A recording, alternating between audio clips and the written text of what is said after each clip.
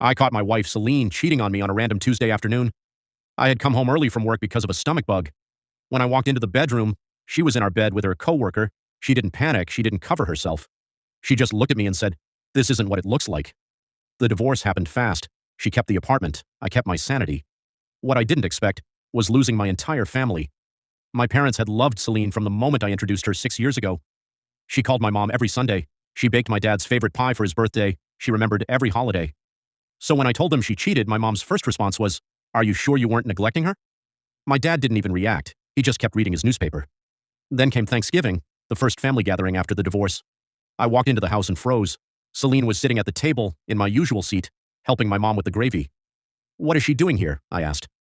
My mom didn't even turn around. "Celine is family," she said calmly. "A piece of paper doesn't change that." "She cheated on me," I said. My dad finally spoke from behind his newspaper.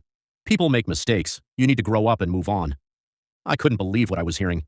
Christmas was even worse. Celine showed up with gifts for everyone. My mom hugged her like nothing had happened. Meanwhile, I sat there holding a bottle of wine, feeling like a stranger in my own family's home.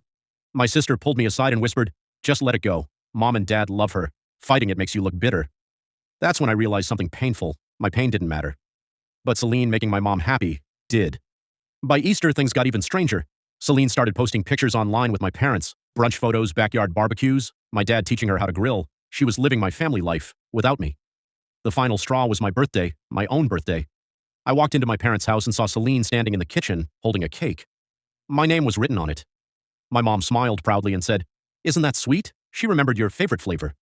I looked around the room, my mom setting plates, my dad avoiding eye contact, and Celine, smiling like she had already won.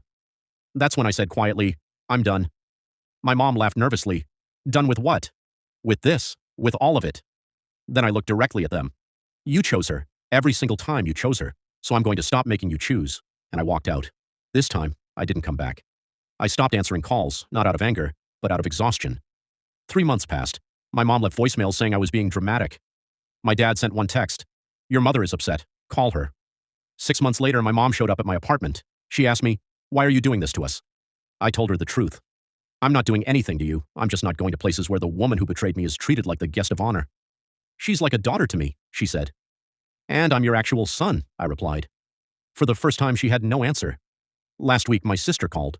She told me Celine got engaged to someone else. My parents even hosted the engagement dinner. Then she said something that made everything clear. "Mom and Dad said you're welcome to come back now, since she's someone else's problem." I didn't say anything. I just hung up. Because sometimes doors don't close with anger. Sometimes they close quietly, the moment you realize you deserve better.